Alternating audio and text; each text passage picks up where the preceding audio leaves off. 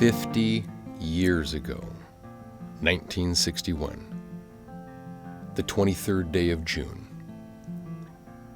On his 19th birthday, this young pharmacy clerk was accepted into the IBEW Electrical Apprenticeship Program. The following Monday, June 26th, he reported to his very first job assignment. Started out with Bourdet Electric and had no idea what I was doing. I learned the first day that you don't wear nice khakis and a dress shirt, nice shoes, because we went to an old steel mill with a dirty, greasy motor and disconnected it. And I ended up going home and throwing my clothes away. That night I went to Sears and bought my first blue pair of overalls, so I learned quickly. From a class photo, I saw that you graduated with William Bradley. Yeah, Bill Bradley and I were apprentices together. There was quite a few people, Henry Hines and George Scarborough and different people that went on to do good things in the electrical industry. And so Bill and I were apprenticed together. That was in 61 through about 64. And then in 65, Bill and I were both working for Collins Electric. And we went on to work together for about 15 years or so until Bill founded Bradley Electric. Without knowing, I purchased a lot next door to Bill and the Bradley family. And so one weekend I noticed that I thought I saw his old green 56 Ford out in front, and went back and checked, and by golly, we were going to be neighbors. So Leslie and Karen and Billy and Jimmy and the kids were all next door, little kids. And so for 10 or 12 years we lived next door to each other. And so they grew up, and so I always tell the story that you have to be nice to the little girl next door because someday she could grow up to be your boss. And so you got to be careful. And in 1968, they asked me to go back and if I would teach apprenticeship. And so I went to the University of California, got a lifetime teaching credential in education, and from there started teaching, and I've done it ever since. I didn't really intend to teach. They just wanted me to get this license as kind of a precaution that we would have the availability of having teachers, and then all of a sudden I was doing it, and that was it. So. Bob was tough, and we were all really afraid of him. I was just petrified of public speaking, and so I took this class just kind of to try to get over some of my fears, because I was going inside dealing with architects and engineers, and I felt ill at ease speaking in the groups.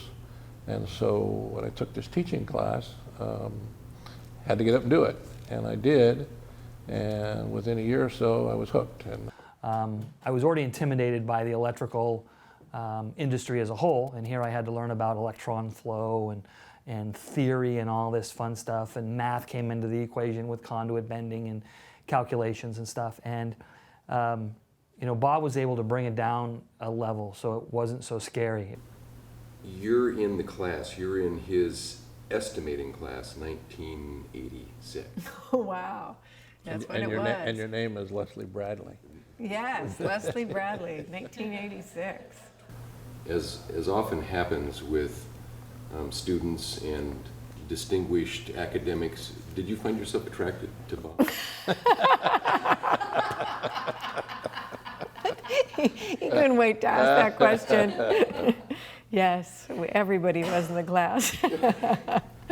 If I'm doing the math right, you have over 700 in estimating. Yes. You've had over 1,100 in your apprenticeship Right. classes.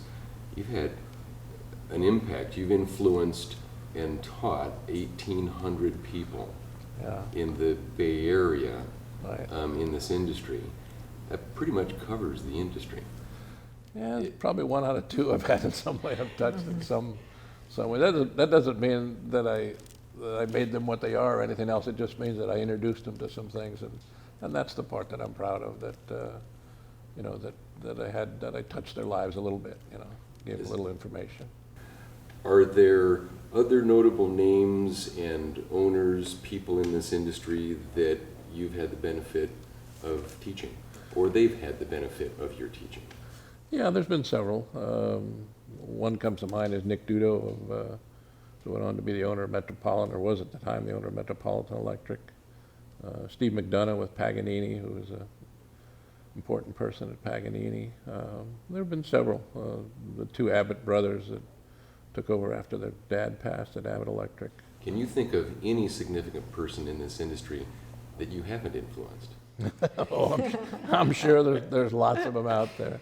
Are they even worth noting? Well, probably not. But If you go back and look at people within the San Francisco electrical industry, almost all, if not the vast majority of, were all trained by Bob in one manner or another. Either it was through apprenticeship, or after apprenticeship, they would go to the estimating class, and they would go through a series of estimating classes and become estimators, project managers.